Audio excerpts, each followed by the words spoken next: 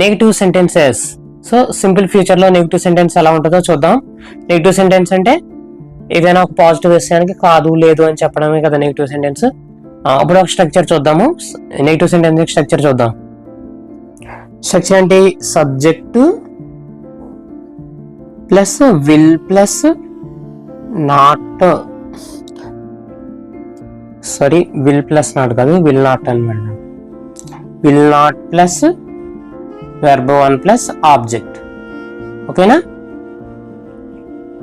Subject plus will not plus v1 plus object. ఇదేంటి negative sentence. మరి positive sentence structure గుర్తుందా మీకు? Positive sentence structure చెప్పండి. Positive sentence ది అది కూడా ఈజీ. ఎలాగా? Subject plus will plus verb 1 plus object. దానికి దీనికి కంపారిజన్ ఏంటి?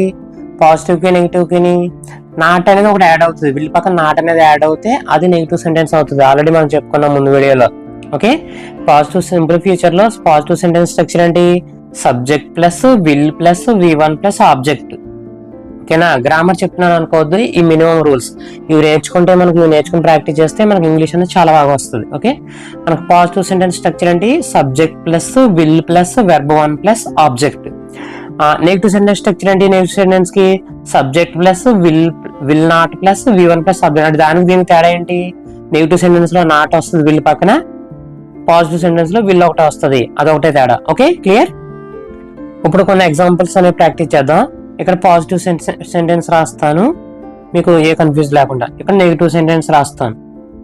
మరొకసారి మనం గుర్తు తెచ్చుకుందాం. ఆల్రెడీ ముందు వీడియోలో చెప్పుకున్నాము. Positive, I will go there.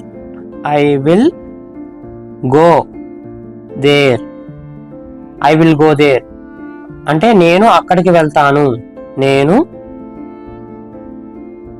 Meaning ఏంటి? నేను అక్కడకు వెళ్తాను. I will go. మనం ఐ విల్ గో అనే దాని ఫోకస్ చేయాలి. సబ్జెక్ట్ విల్ verb 1 కదా. ఐ విల్ గో దేర్, నేను అక్కడికి వెళ్తాను. నెగిటివ్ ఎలా చెప్పాలి? నేను అక్కడికి వెళ్ళను అంటే ఐ విల్ నాట్, విల్ పక్క నాట్ వస్తుంది. I will not go. I will not go there, నేను అక్కడకు వెళ్ళను. అంతే. ఓకేనా? ఐ విల్ నాట్ గో, నేను అక్కడికి వెళ్ళను. ఓకేనా? నెక్స్ట్ ఇంకొక ఎగ్జాంపుల్ చూద్దాం. ఇంకొక ఎగ్జాంపుల్ ఏంటంటే we will play kabaddi. we will play kabaddi అంటే దాని మీనింగ్ ఏంటి? మేము కబడ్డీ ఆడతాము. మేము కబడ్డీ ఆడతాము. ఇప్పుడు మేము కబడ్డీ ఆడమని చెప్పాలి. నెగిటివ్ అంటే అది కదా. సో నాట్ పెడితే సరిపోదు. we will not play kabaddi. we will not play kabaddi. So మేము